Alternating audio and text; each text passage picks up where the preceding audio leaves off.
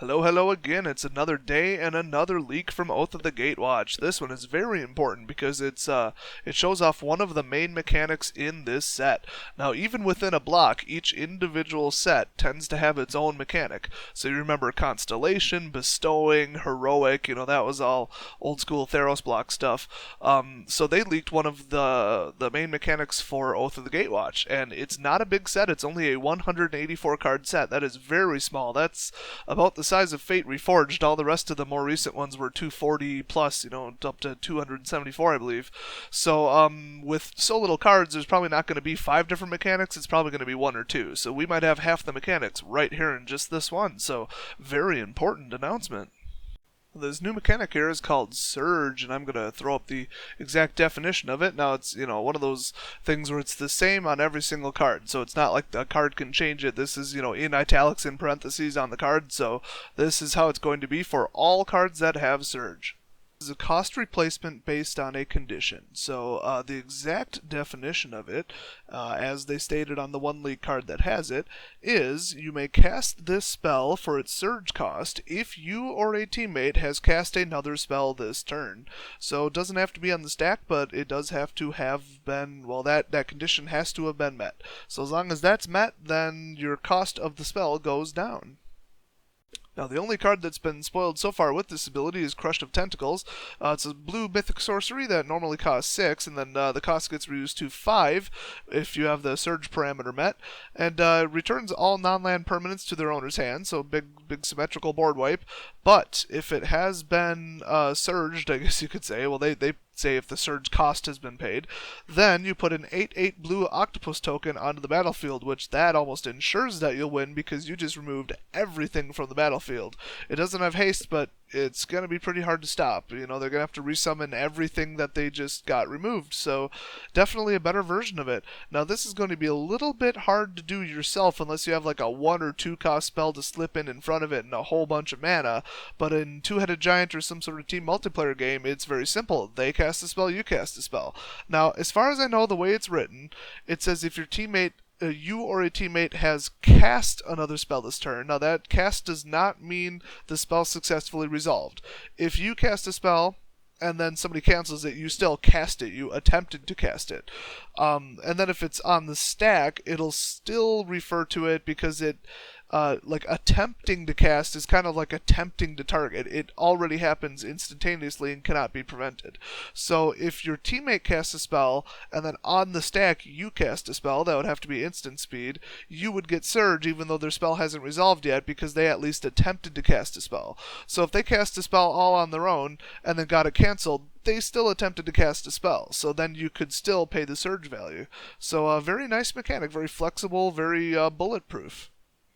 Since not everybody will have their local gaming store hold a Two-Headed Giant or multiplayer tournament, or they might not be familiar with the rules, the format, the exact way it works, might shy away from it, it actually does work sort of well in single player as well. So if you imagine it in single player, you cast one spell and then wait for it to resolve and say, okay, did they cancel it? Did they not? Okay, they didn't. It's good. I've already successfully cast a spell.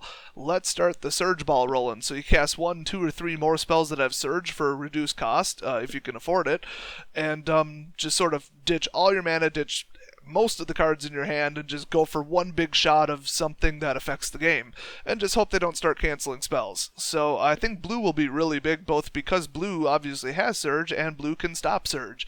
So I love blue, it's my favorite color to play, so that's great. And the other thing is, mono blue and mono black have been a complete joke lately in Standard, and pretty much everybody's still playing 3-color. They're just still going with the clans and the dragons. I cannot wait for that to cycle out, but it's not going to happen until I don't even know, July or something. It's not anytime soon. It's not when Oath comes out. It's the one after that, I believe. So, and actually, if you haven't heard about it, Dragons is staying in while Fate Reforged and Khans of Tarkir are cycling out. Even though they're in the same block, they added Dragons to the Origins block, so it's in 2 blocks. So Dragons will remain legal, we'll have to deal with those garbage Dragonlord command cards just a little bit longer, but I think without the support from the Khans of Tarkir, it's 3 colors just going to go down the toilet. So here's hoping it does, because I love mono with a splash, and I love, blue control, blue-white control, that sort of thing. Hopefully that'll make a comeback. So great news all around for that. The only problem is if you get a whole shebang of spells going on one turn and then they cast something to disrupt it, you're out of cards, you're out of mana, you're out of luck. So you better really, really hope that like this card combo goes off, even though it's not, I don't know, technically a combo, and you can kind of cast it piecewise and start whenever you want. They don't all have to be on the stack together. But overall, I think, it's just like Awaken. You could completely ignore Awaken and just cast it as it is. So you could just completely ignore Surge and cast, Crush of Tentacles for 6, and that's that. Just pretend it doesn't have Surge, never intend to ever cast it after another spell. But then if you end up playing your deck in Two-Headed Giant, you might get the Surge value accidentally, and you didn't have to plan your own turn any better. So that's why the staff is really saying that Oath of the Gatewatch is a huge Two-Headed Giant thing. And it kind of fits with the storyline, too, with a bunch of Planeswalkers coming together and teaming up and, working together. And a lot of them actually are pairing up in sets of 2, if you've heard the lore. So perfectly appropriate, and they really pulled it off, and it's a nice effect that I think is just fantastic.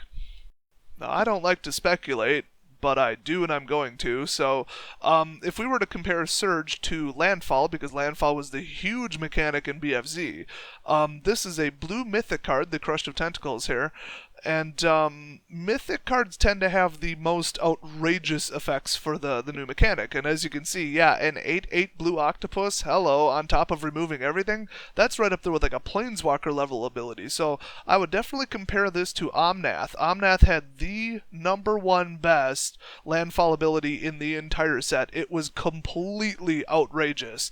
So, it would probably scale down. Surge might be just 1 point lower. It might take something from 3 to 2, maybe like a 2 to 1, make it easier to stack on the more common, uncommon, and traditional rare cards. So that's what I think will happen, and if I'm wrong, I'll still leave this video up, because, you can't be right 100% of the time.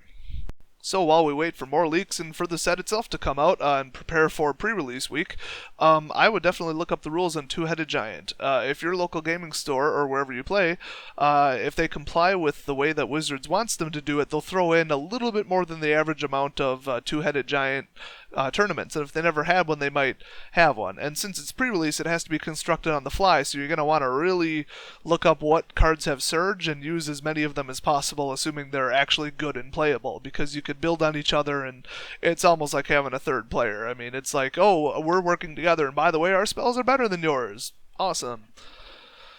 So let me know in the comment section if you love Surge, if you hate it, if you're indifferent to it, if it's just another Awaken and you don't care, or if it's like God's gift to the format. And hopefully we'll be able to find out what a second or potential third mechanic is in the set sometime soon.